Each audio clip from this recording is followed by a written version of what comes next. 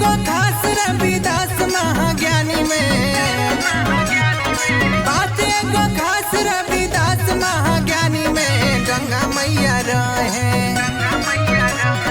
गंगा मैया रहे जकरे कठवत के पानी में। गंगा मैया रहे जकरे कठवत के पानी में। गंगा मैया रहे जकरे कठवत के पानी में।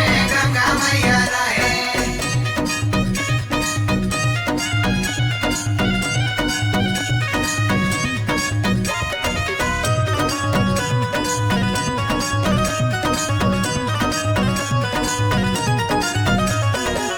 जन्म से होला न केहू महानवा, जन्म से होला न केहू महानवा।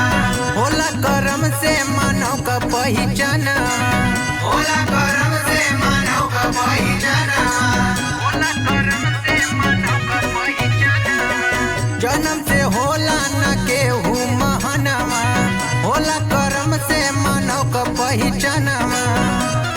कहे रविदास बाबा अपन मधुर बानी में, कहे रविदास बाबा अपन मधुर बानी में। गंगा मैया रहे, गंगा मैया रहे जकरे कठवत के पानी में। गंगा मैया रहे जकरे कठवत के पानी में। गंगा मैया रहे जकरे कठवत के पानी में। गंगा मैया रहे।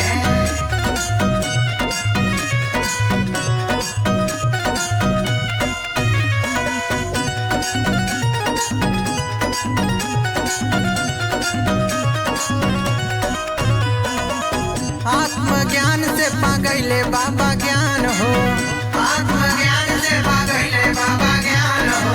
पंडा पुजारी कुल भैले हैरान हो, पंडा पुजारी कुल भैले हैरान हो, पंडा पुजारी कुल भैले हैरान हो। आत्मज्ञान से पागैले बाबा ज्ञान हो, पंडा पुजारी कुल भैले हैरान हो। छुआछूत मिटाई दिहले गुरु जिंदगानी में, छुआछूत मिटाई दिहले गुरु जिंदगानी में।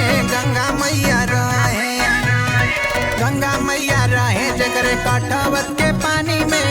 गंगा मैया रहे जकरे कठवत के पानी में। गंगा मैया रहे जकरे कठवत के पानी में। गंगा मैया रहे, गंगा मैया रहे जकरे कठवत के पानी में।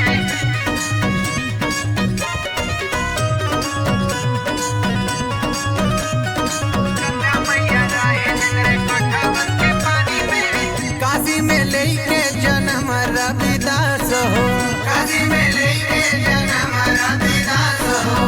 पहले महान जन धरती आकाश हो, पहले महान जन धरती आकाश हो, पहले महान जन धरती आकाश हो। काशी में लेके जन्म रविदास हो, पहले महान जन धरती आकाश हो।